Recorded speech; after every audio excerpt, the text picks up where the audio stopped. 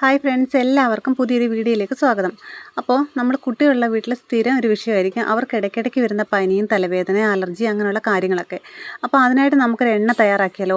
ഇതവരെ നമ്മൾ ഡെയിലി തേച്ച് കുളിപ്പിക്കുകയാണെങ്കിൽ ഒരു പരിധി വരെ അവർക്കുള്ള പനിയും അലർജിയൊക്കെ നമുക്ക് മാറ്റി നിർത്താൻ സാധിക്കും കേട്ടോ.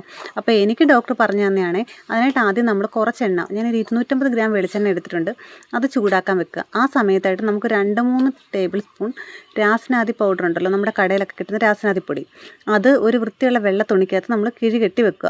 അതങ്ങനെ കിഴികെട്ടി മാറ്റി വെച്ചാൽ മതി കേട്ടോ. അതിൻ്റെ ആവശ്യം ഏറ്റവും ലാസ്റ്റാണ്.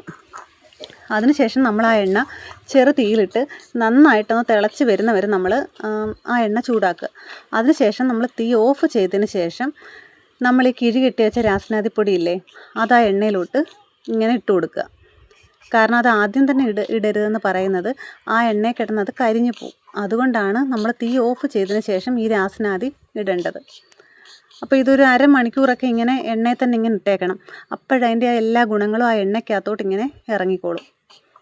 അപ്പോൾ നമ്മൾ ഈ സ്ഥിരം പിള്ളേർക്ക് ഇങ്ങനെ എന്നും മൂക്കൊലിപ്പ് പനിയൊക്കെ വരുമ്പം ഇത് നല്ലൊരു എണ്ണയാണ് കേട്ടോ. എനിക്ക് ആയുർവേദ ഡോക്ടർ പറഞ്ഞു തന്ന എണ്ണയാണ്.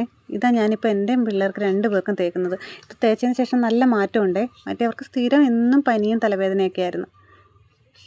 അപ്പോൾ ഇതിനിങ്ങനെ വെച്ച് ഒരു അരമണിക്കൂർ ആകുമ്പോഴത്തേനും ഇതിനകത്ത് സത്തല്ല ഇതിനകത്ത് ടൂറ് വരും. അപ്പോൾ നമുക്കിത് വൃത്തിയുള്ള ഒരു ടിന്നിനകത്തോട്ട് നമുക്ക് മാറ്റാം. എന്താണ്ട് ഒരു അരമണിക്കൂർ ആയപ്പോഴത്തേനും എണ്ണയെല്ലാം തണുത്തു. ഇനി നമുക്കത് പിഴിഞ്ഞെടുക്കാമേ. അപ്പോൾ നമ്മൾ ആ എടുത്ത തുണിയിലുള്ള അതിൻ്റെ സത്തെല്ലാം നമ്മൾ പിഴിഞ്ഞെടുക്കുന്നുണ്ട്.